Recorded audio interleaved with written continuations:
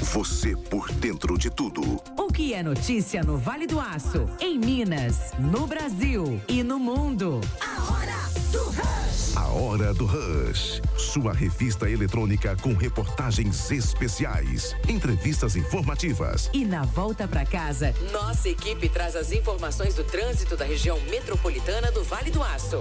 Na velocidade dos fatos. Educadora.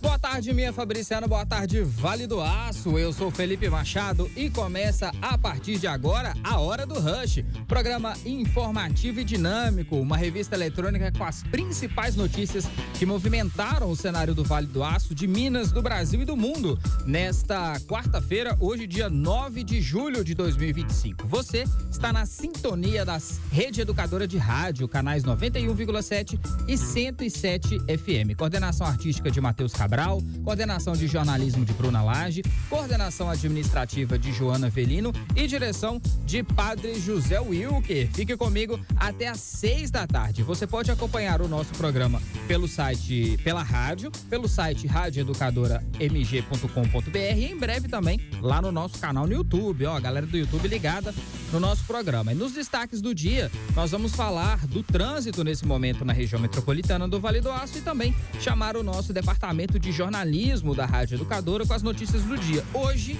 com uma pauta muito especial e muito interessante. Entre o volante e a justiça, a impunidade dos crimes de trânsito no Brasil.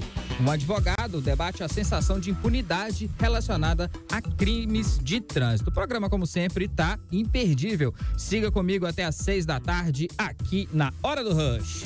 O trânsito em tempo real. Com a super equipe de jornalismo da Educadora. A Hora do Rush. E a gente começa essa edição, como sempre, dando aquela passada no trânsito aqui na região do Vale do Aço. Lembrando, estão ocorrendo as obras de duplicação da BR-3, duplicação não, é melhoramento, né, nas obras da 381. Então, no trecho da BR-381 aqui, desde ali, um pouquinho para frente da Polícia Rodoviária Federal em Jaguaraçu até a chegada a Ipatinga, com trânsito movimentado, com homens na pista, com pare e siga. Então, você que precisa passar por esse trecho, a situação, eu sempre aviso aqui que a situação tá daquele naipe. Deixa eu ver aqui como é que tá o centro de Fabriciano, aqueles pontos que a gente já conhece. Duque de Caxias e Maria Matos com trânsito intenso nesse momento.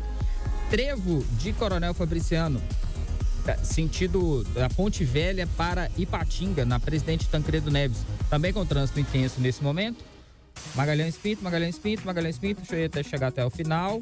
Só com aqueles pontozinhos em semáforo com trânsito mais intenso, mas isso todo mundo já sabe, já conhece. Tancredo Neves, dá uma passada na Pedro Linhares Gomes aqui.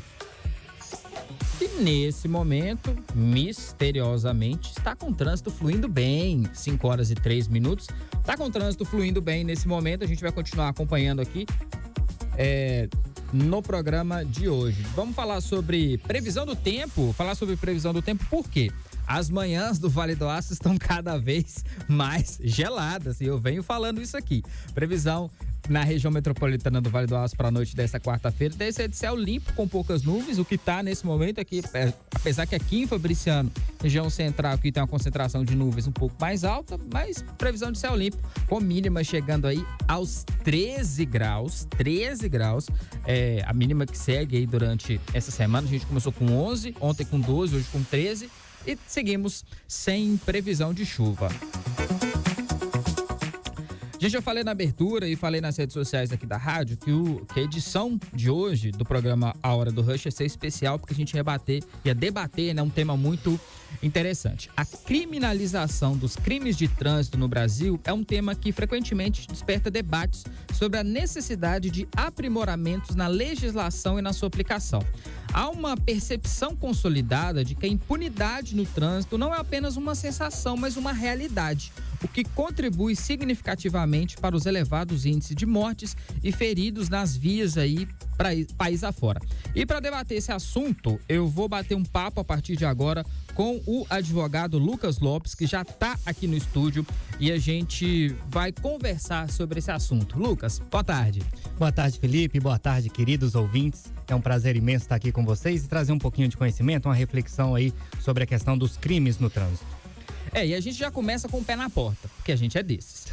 Doutor, na sua opinião, a legislação atual brasileira, ela é eficaz na prevenção e na punição de crimes no Brasil, de trânsito? Por quê?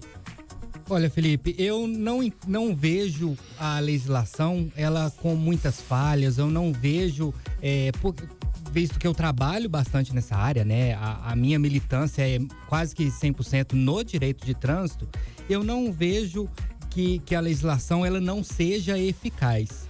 A legislação ela é sim eficaz, o que falta é a aplicação da lei. A lei em si ela é perfeita, ela é linda. Quando você está na faculdade de Direito, você vê um mundo muito bonito, né?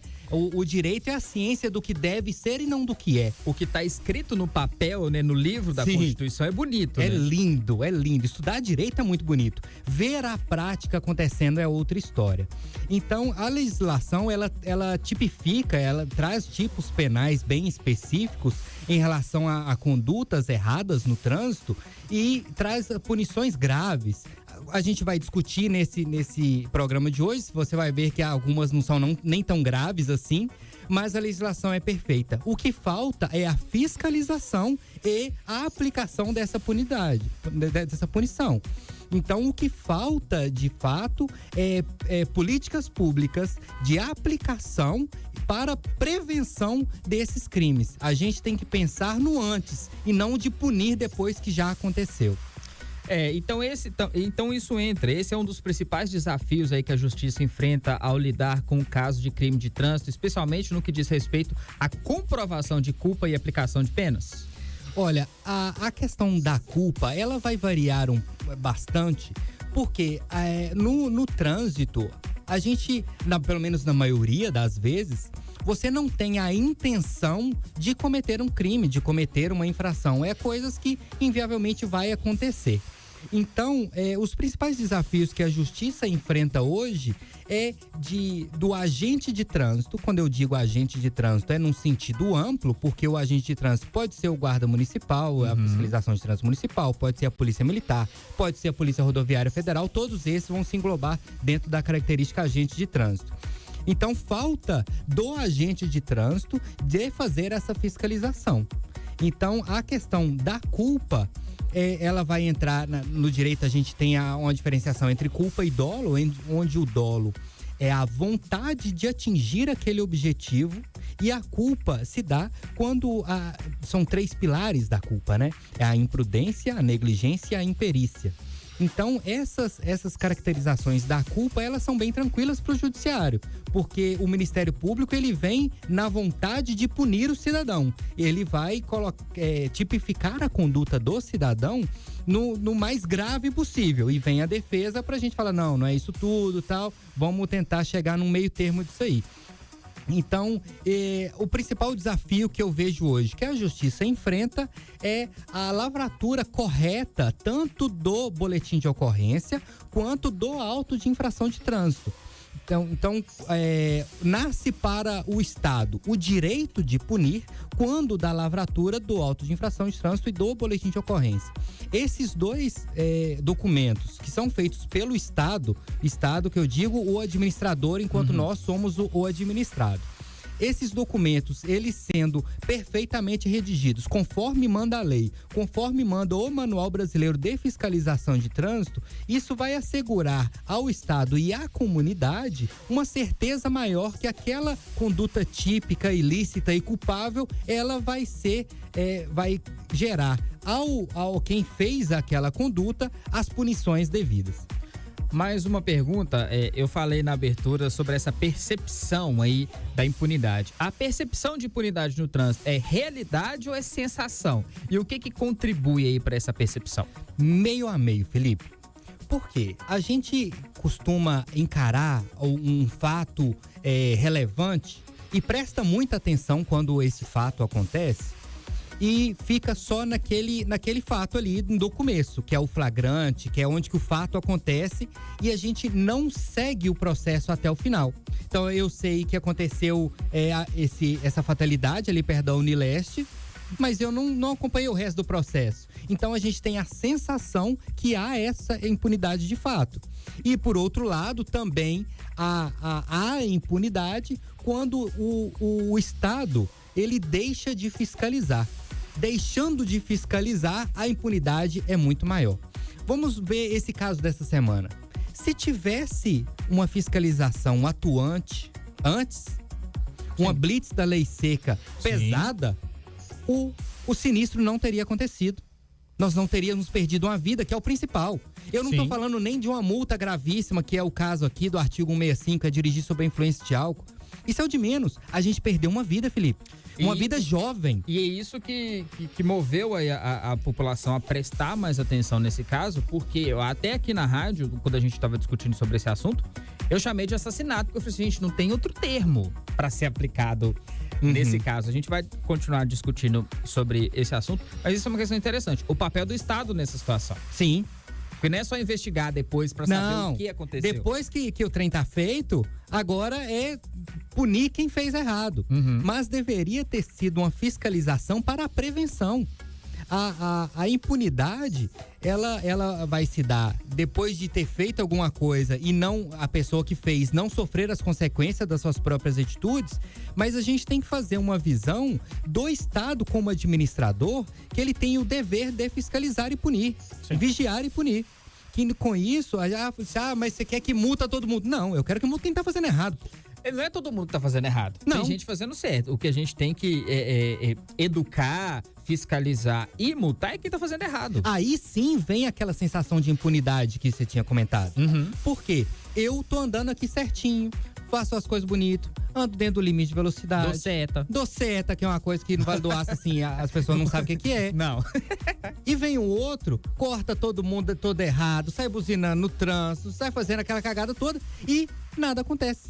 Eu ando muito de motorista. Eu não tenho carro, eu ando muito de motorista de aplicativo Vale do Aço fora, para as coisas pessoais, para as coisas da rádio, por aí vai. Sim. Não tem uma vez que eu não entrei num carro e no trecho da viagem não tem acontecido, não tem passado por mim um maluco. Um maluco. Que é normal. É um cara que não deu seta, é um motoqueiro psicopata cortando todo mundo, cortando pela direita. Pela direita. É uma idosa no perímetro urbano da BR-381 que quer pegar o carro dela e andar onde não é pra andar. E por aí vai. Pega uma BR e anda a 20 na BR. Nossa, misericórdia. Que também é uma infração de trânsito, sabia? Ah, é? A via, a gente tem a percepção que existe um limite máximo, mas também há um limite mínimo, né? Existe um limite mínimo também. Então, se a via, por exemplo, tem um limite máximo de 100 km por hora, o mínimo é a metade do máximo. Então, andar abaixo da metade do limite máximo da via é uma infração de trânsito também. Nossa, podia deixar a gente dar multa. Aí vem a sensação de impunidade. Sim. Porque a gente vê tudo acontecendo, o agente de trânsito raras vezes vê e só ele tem a capacidade técnica para lavrar o auto de infração. Então eu ando corretamente, mas o colega tá andando errado e para ele nada acontece. Aí é o que dá essa pra mim é a sensação de impunidade maior. Porque você não vê porque a pessoa tá errada a situação, tá cometendo um crime, né? Tá tipificado ali e não acontece nada. Aí as pessoas reclamam. Ah, mas o cara atropelou e não sei o que e tal, mas e aí, o que acontece a partir de agora? Nós vamos discutir isso daqui a pouco, mas eu só vou falar aqui rapidinho uma questão. Você falou isso sobre a lei seca, né? Se tivesse uma blitz ali perto, próximo ali, num domingo à noite, talvez, né, gente? Agora é tudo e se, né? Esse caso não teria acontecido. Como a lei seca impactou a criminalização desses casos de trânsito no Brasil? E se ela foi, acredito que a resposta seja, vou dar até a resposta aqui, que é não. Ela foi suficiente para coibir a embriaguez ao volante? Não. Não, fato. Olha, a vinda da lei seca, que está no artigo 65, 65A e depois lá na parte dos crimes de trânsito, que está no artigo 306, ela vem para tentar coibir essa prática que antes era muito usual, da gente ir para um bar, beber o quanto quisesse e assumisse a direção de um veículo automotor depois. Então ela veio com essa intenção. Mas o que falta é a aplicação da lei. Se não há uma fiscalização efetiva, se a Polícia Militar não age, se o agente de trânsito municipal não age, se a PRF não age, se a Polícia Militar Rodoviária não age, a gente vai ficar só apagando incêndio. Vamos pegar quem bateu, quem matou, quem atropelou e multar essas pessoas. Aí a gente está tratando do final, né? A gente tem que tratar no começo. A gente tem que não deixar isso acontecer. Não depois procurar só punir quem fez aquele ato errado. Então, a lei de trânsito, ela impactou na criminalização no sentido de que ela trouxe um crime a mais. Né? Ela tipificou um crime a mais que os crimes não são só aqueles que estão no Código Penal. A gente tem a impressão que crime é só o que está lá, mas, por exemplo, a lei de tóxicos é uma lei especial, ela não está dentro do Código Penal. O Código Penal não fala sobre tráfico de drogas, é uma lei específica. Os crimes de trânsito também, por óbvio, não estão no Código Penal, estão no Código de Trânsito Brasileiro. Então, ela de fato não foi suficiente para coibir, mas pelo menos desincentiva. A gente vai precisa melhorar isso aí. Nós vamos pro nosso primeiro intervalo, são 5 horas e 15 minutos, eu preciso pro intervalo rapidinho, mas você continue aí do outro lado, porque essa entrevista vai continuar, beleza? Eu vou ali e volto rapidinho.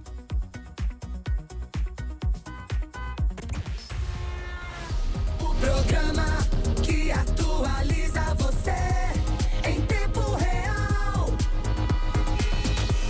A hora do rush.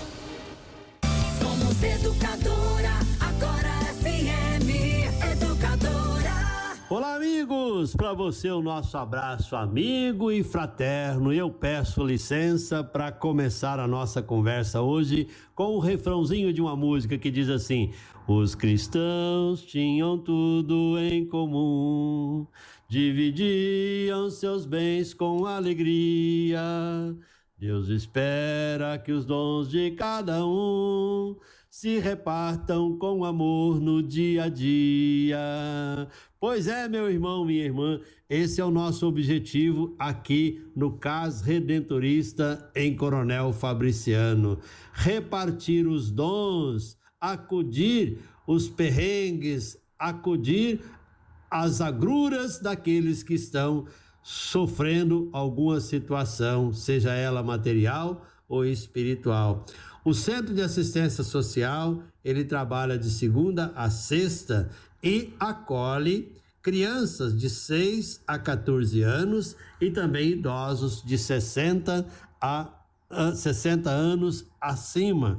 Porque nós acreditamos que há muitas pessoas que não têm oportunidades, por isso queremos proporcionar a essas pessoas as oportunidades da convivência e do fortalecimento de vínculos. É esse o trabalho que nós fazemos aqui. Ajudamos as pessoas a fortalecer os seus vínculos com a família, com a sociedade, com a comunidade, com a igreja, e queremos também proporcionar momentos bons de convivência através da prática de algumas atividades físicas, de algumas atividades lúdicas, através de uma boa conversa, através de um bom lanche e, sobretudo, papos que todo mundo gosta de ter para se informar e passar a sua informação. Então, meu irmão, minha irmã, se você tem de 6 a 14 anos ou acima de 60 anos, está precisando de um lugar para se sentir gente, para entrar feio e sair bonito, vem pra cá. O CAS é o seu lugar. Vem pra Expo Zipa, chega pra cá, conhecer as novidades. Venha se conectar ao mundo dos grandes negócios nos 35 anos da Expo Zipa. São mais de 400 estandes repletos de novidades, espaço automotivo, área comercial diversificada e um espaço gastronômico com shows regionais todos os dias. De 9 a 12 de julho, na Uzipa. Retire seu passaporte gratuitamente no site expouzipa.com. Expo Zipa, no Instagram, @educadora_mg. Programa que atualiza você em tempo real. A hora estamos de volta, 5 horas e 19 minutos. Voltando, porque eu estou recebendo aqui o advogado Lucas Lopes. A gente está discutindo aqui sobre trânsito, leis de trânsito, sensação de impunidade, por aí vai. Eu quero começar esse segundo bloco da entrevista. Eu vou ler um trecho de uma nota da Polícia Civil. Por quê?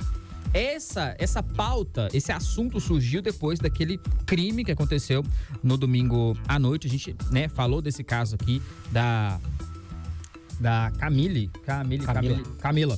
Camila, que foi morta em um acidente de trânsito porque o motorista do carro estava embriagado, comprovadamente embriagado. Ele atravessou o canteiro e atingiu duas motos, e uma dessas motos era a moto da Camila. A nota da polícia fala o seguinte: a Polícia Civil trabalha com a linha de investigação de que o fato não se trata de uma mera culpa, mas de homicídio qualificado pela impossibilidade de defesa da vítima e praticado com dolo eventual, uma vez que o investigado, mesmo ciente dos riscos, assumiu conscientemente o perigo de causar um resultado letal. Essa é a nota da Polícia Civil.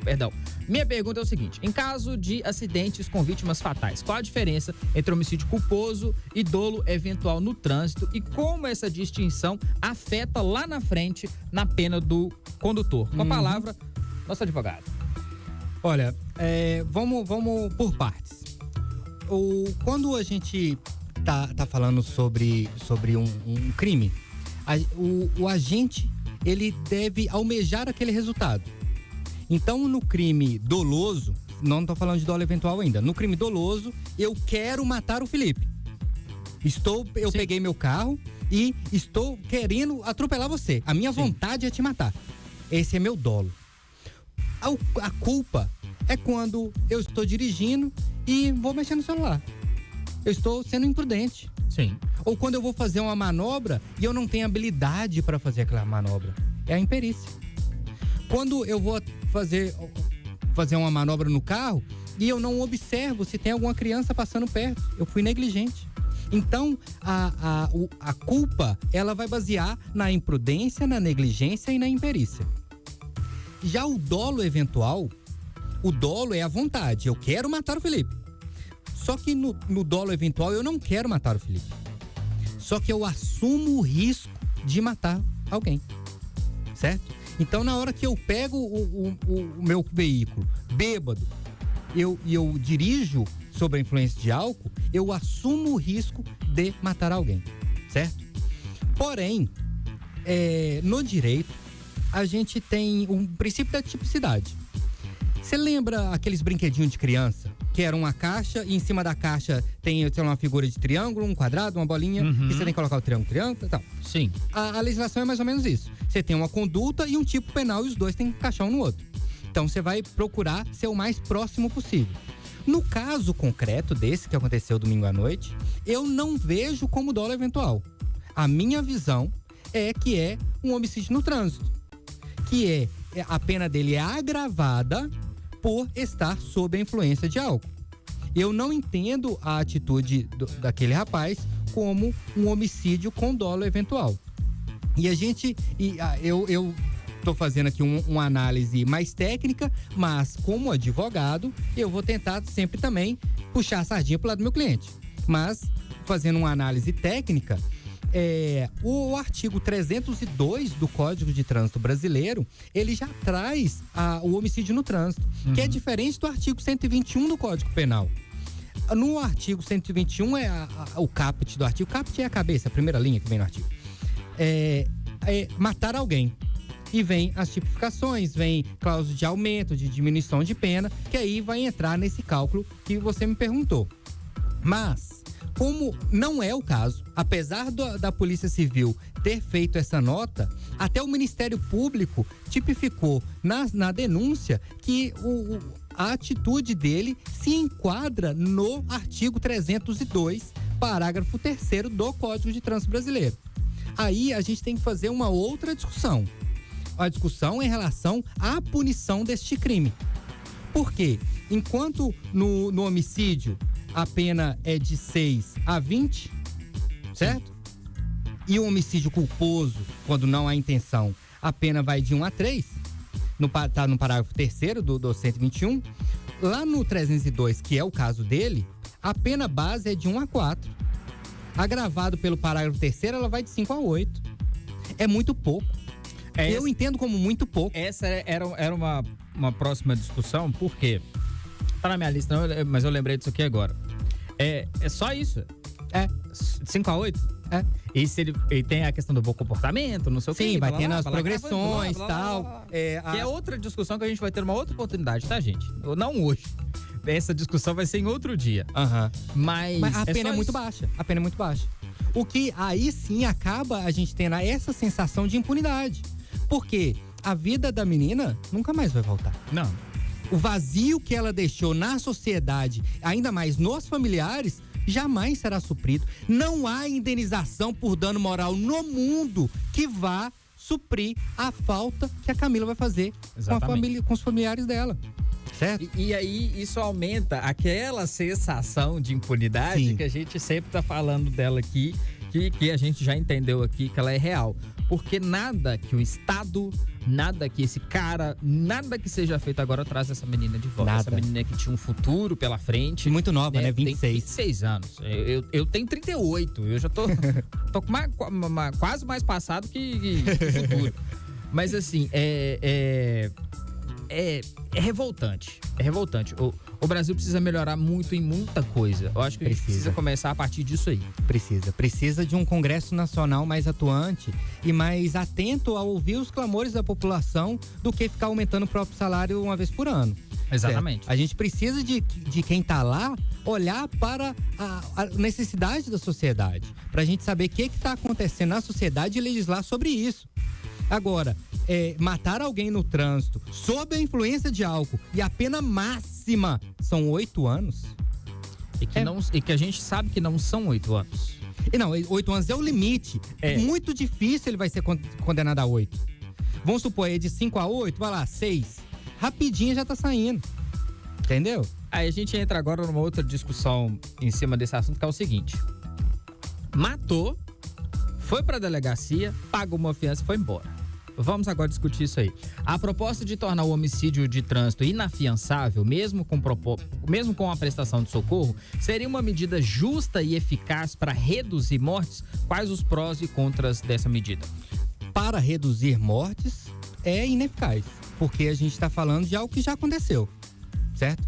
A pessoa não vai falar assim, eu não vou fazer isso porque o crime é inafiançável. Não, ninguém jamais vai pensar nisso. Ninguém pensa isso. Mas a questão quando se trata de fiança, quando se trata de dinheiro, a gente está fazendo uma análise muito mais sociológica do que legal. Porque a gente está falando que quem tem dinheiro para pagar não precisa se preocupar. Que aí é outra sensação, que aí é outra pauta de discussão, que é que os ricos no Brasil, a lei é para poucos, mas a lei é para todos, mas as brechas são para poucos. Ô Felipe, o direito penal no Brasil hoje, a estrutura punitivista no Brasil hoje é feito para prender preto e pobre. Quem não concorda com isso é hipócrita. Sim. Certo?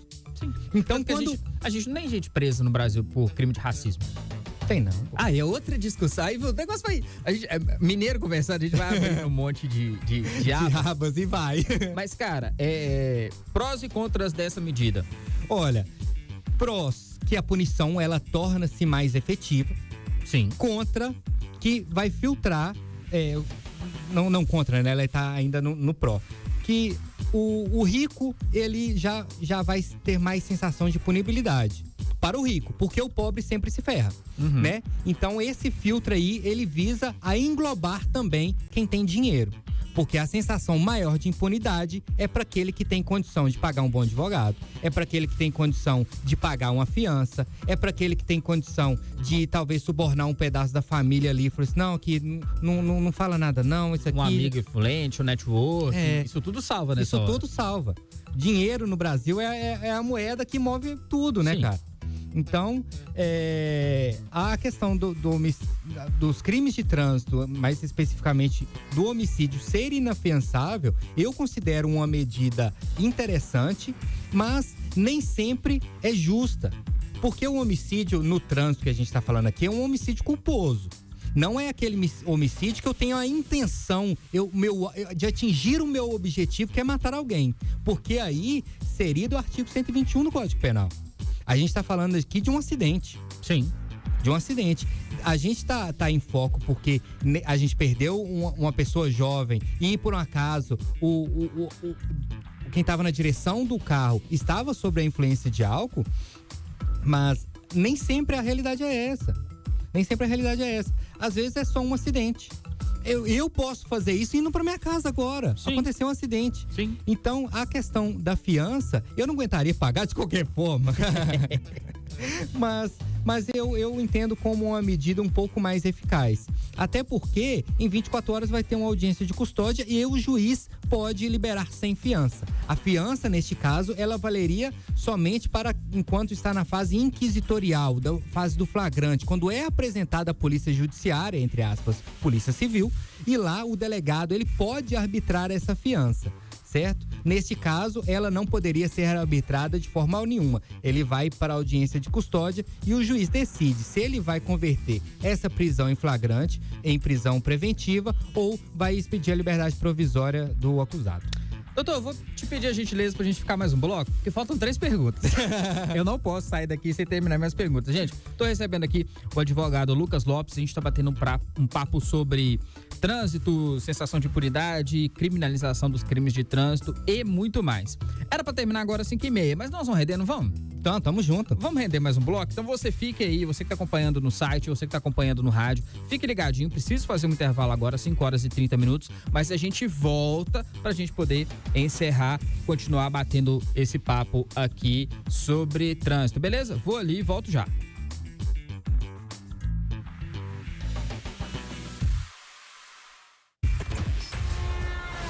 O programa que atualiza você em tempo real. A hora do rush. 917 Educadora.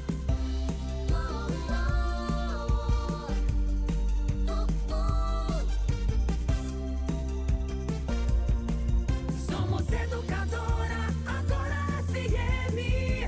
Educadora, Vale do Aço, Minas Gerais. Evangelizar é preciso. A Rádio Educadora não para e já estamos lançando mais uma viagem que com certeza será muito abençoada. Peregrinação Festa das Santas Chagas em Curitiba, com o padre Reginaldo Manzotti. De 24 a 28 de setembro, pensão completa, ônibus semileito, passeios aos principais pontos turísticos de Curitiba e ainda ganha uma lindíssima camisa. Será apenas um ônibus, então corra para não ficar de fora. Informações e reservas 3841-0730 ou WhatsApp 99771-4902. Programa Experiência de Deus com o Padre Reginaldo Manzotti. De segunda a sábado, de 10 às 11 horas da manhã, aqui na Rádio Educadora. Oferecimento Odontocel. Direção Dr. Anderson Marra. Fabriciano 3842-1348. E Ipatinga 3821-4696. A gente é assim. Chega uma hora que quer mais é aproveitar o que já conquistou. A gente já tem experiência suficiente, já conhece os atalhos. Quer mais é viver o bom da vida. Sem pressão, a gente tá no comando, tem controle, sabe dos nossos limites.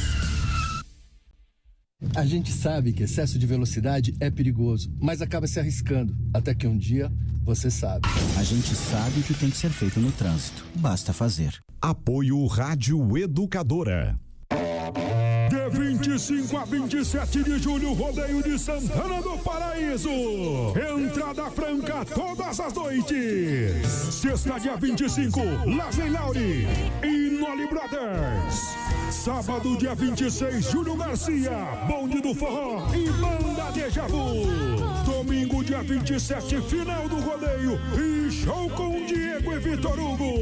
Camarotes pelo WhatsApp 31971189763. De 25 a 27 de julho, rodeio de Santana do Paraíso. Aqui no Sicredi, a gente cuida muito bem do seu dinheiro e melhor ainda da sua empresa. Por isso, além de contar com Pix, emissão e pagamento de boletos, cartão empresarial, máquina de cartões, você tem um gerente de negócios com atendimento humano, seja em nossas milhares de agências ou pelos canais oficiais como WhatsApp, app ou site. Abra sua conta PJ. Sicredi é ter com quem contar.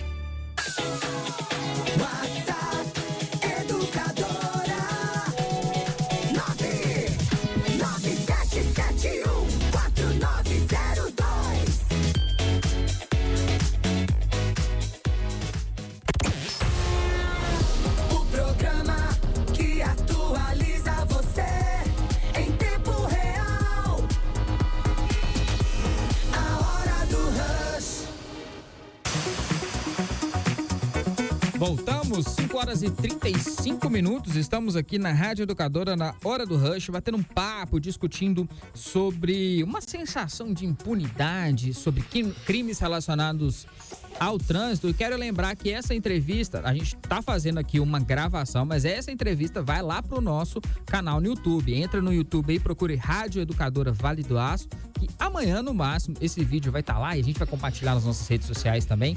A gente vai falar muito sobre esse assunto. Tô recebendo aqui o advogado Lucas Lopes e eu tenho uma lista de perguntas aqui para ele, igual o Enem, e eu vou seguir meu roteiro aqui. Vamos lá.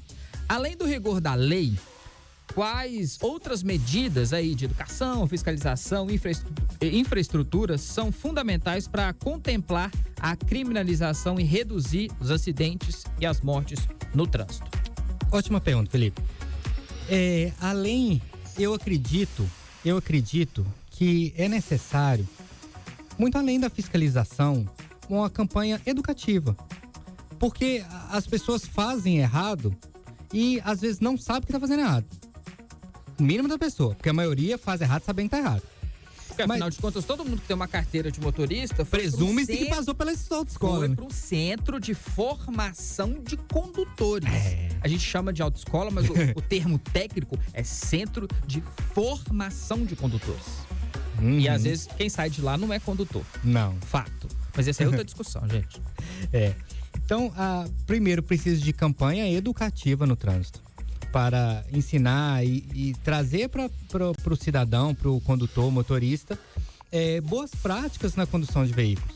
A gente estava discutindo aqui no intervalo sobre a questão do trânsito na Pedro Linhares Gomes, que inclui ali da entrada do Horto até lá a estação ferroviária. Muita gente vai seguir direto e não entrar ali para Bom Retiro, ferroviários, e em vez de ficar no cantinho na pista da direita, ele acha que a outra pista vai correr mais rápido e fica devagar na outra pista e travando o trânsito todo. Sendo que o Código de Trânsito prevê que a gente deve permanecer na pista da direita e usar a esquerda somente para ultrapassar. Então ultrapassou, voltou para a direita. Se todo mundo tivesse essa boa prática de permanecer na pista da direita o tempo todo, o trânsito fluiria muito melhor. Sim. Muito melhor. Além disso, de boas práticas do condutor, é necessário pontuar também a responsabilidade da administração pública na conservação da via e na conservação da sinalização da via. Porque uma via mal sinalizada, ela pode causar acidentes também. Um buraco pode causar acidente. Um buraco, uma falta de uma faixa pintada no centro da pista. Tem uns quebra-mola no Vale do Aço que não tem placa de sinalização. Aí quando você assusta, você passa por ele. Igual eu falei, eu ainda rodo muito aqui de motorista de aplicativo e a gente vê essa situação assim em diversos lugares. Aqui é assim, você passa, a pessoa você tem obrigada a dar tchau. Lembrando, né, gente, o nosso estúdio agora é panorâmico, você passa aqui, você tem que ficar dando tchau aqui. É assim. Até falar, ele falou, a gente tava conversando aqui em off sobre a Pedro Linhares Gomes, nesse momento há aquele caos que você já conhece. E o termo que a gente usa aqui é caos, tá? Não, mas é um caos mesmo. Acho que não tem outro termo que encaixe. Então, desde ali da entrada do Horto, depois ali daquele trevo do Bom Retiro até a estação ferroviária, tá assim, vermelho sangue. Transitável, como sempre. Mas nesse horário, 5 horas e 38 minutos, a gente sabe dessa situação. É realmente a hora do rush, né? Todo mundo tá querendo chegar em casa o mais rápido possível e, se possível, primeiro que o carro que tá na minha frente. Existe um desrespeito também que é gigante. Doutor advogado, como a morosidade do sistema judiciário afeta a punição dos crimes de trânsito? E há mecanismos para a gente agilizar esse processo? Felipe, a gente vai esbarrar agora num dilema muito grande. Porque a gente agora, vamos focar nesse caso da menina que morreu no domingo à noite. Tá todo mundo com ódio no coração, querendo picar aquele menino no pau. Todo mundo. Exatamente. Aí a gente vai começar a confundir entre fazer justiça e fazer vingança. São duas coisas completamente diferentes. Uma coisa, é o que a gente brinca, uma coisa é uma coisa, outra coisa é outra coisa. Então, para que a gente faça justiça e não vingança, é necessário seguir o devido processo legal, que é uma questão de ordem constitucional. Se na vontade de fazer justiça e mostrar serviço, eu atropelo o devido processo legal, eu vou acabar tendo um processo nulo que vai acarretar em quê? Numa pessoa que de fato cometeu um ilícito penal, ela vai ficar livre, porque não se respeitou o devido processo legal. Então temos que tomar bastante cuidado nessa vontade de fazer justiça, às vezes até com as próprias mãos, que a vontade é essa, né? Chegar lá e moer o menino. Lembrando, e o doutor tá falando menino, realmente, o rapaz tem 21 anos de Muito jovem, de idade. Muito jovem. Então, na vontade de se fazer justiça, atropela-se o devido processo legal e tem-se um processo penal nulo. Por mais que haja essa vontade, deve-se respeitar os direitos do acusado. Por mais que haja provas robustas da materialidade, da autoria do crime de trânsito, deve-se resguardar a ele o direito também de se defender.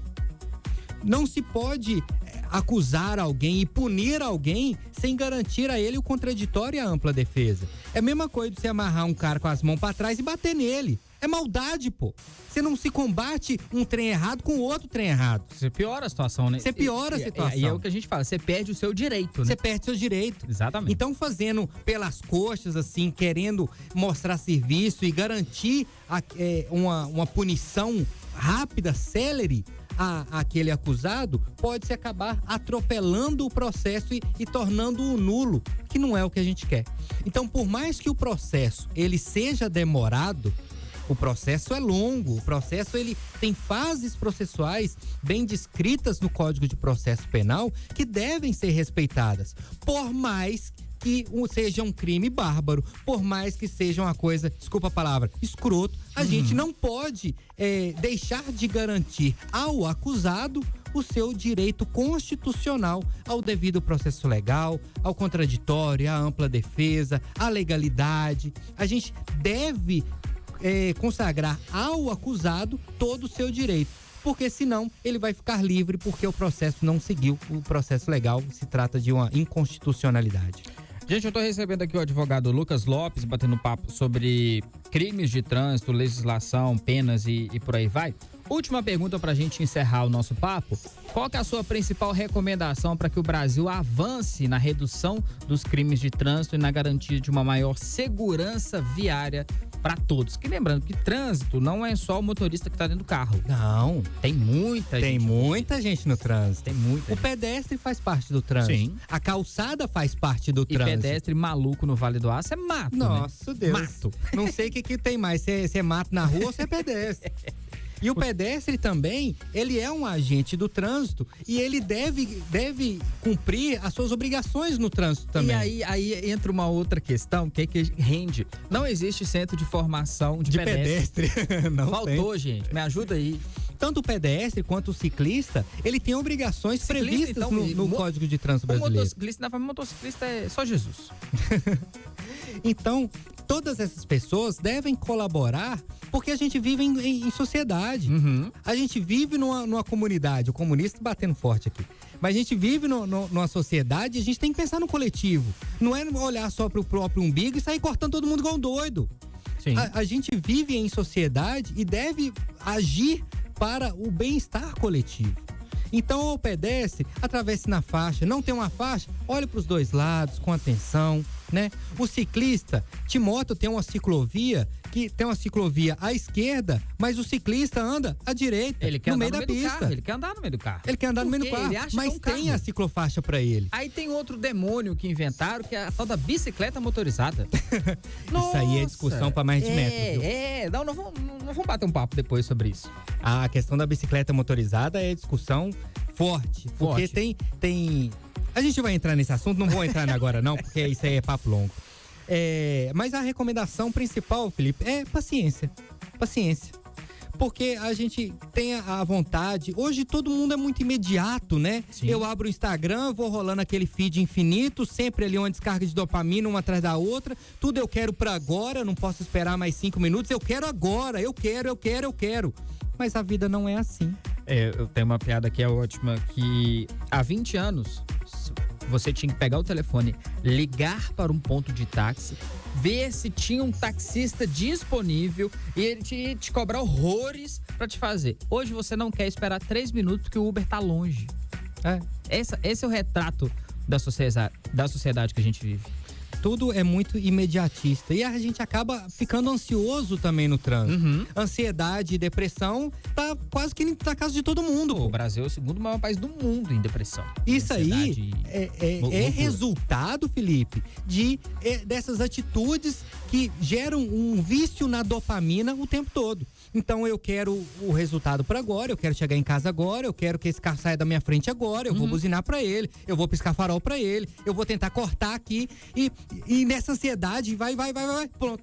Aconteceu o acidente. Gente, eu preciso encerrar esse papo, infelizmente. O programa não acabou, eu tenho mais um bloco, mas eu preciso encerrar aqui com o advogado Lucas Lopes, que obrigado por você ter tido essa disponibilidade de bater esse papo. Antes de encerrar, pelo amor de Deus, senão eu vou dormir no sofá. Manda uns abraços. Um abraço pro meu amorzão, Dayara Moraes, tá me ouvindo lá em casa. Um abraço pra minha mãe, que deve estar no serviço uma hora dessa. Um abraço pro meu pai, tá lá no escritório trabalhando ainda. Então é isso aí, obrigado pelo convite. Sempre que precisar, estou à disposição para estar aqui tentando trazer um pouco de conhecimento para a sociedade. Exatamente, e esse é o objetivo desse programa, falar sobre trânsito, mas não só sobre o que está acontecendo lá na rua nesse momento, na hora do rush, mas a gente criar uma conscientização coletiva aí sobre trânsito, beleza? 5h46, eu vou pro intervalo, mas eu volto, tá? O programa continua, que eu preciso entregar aqui pra Ave Maria. Fica aí.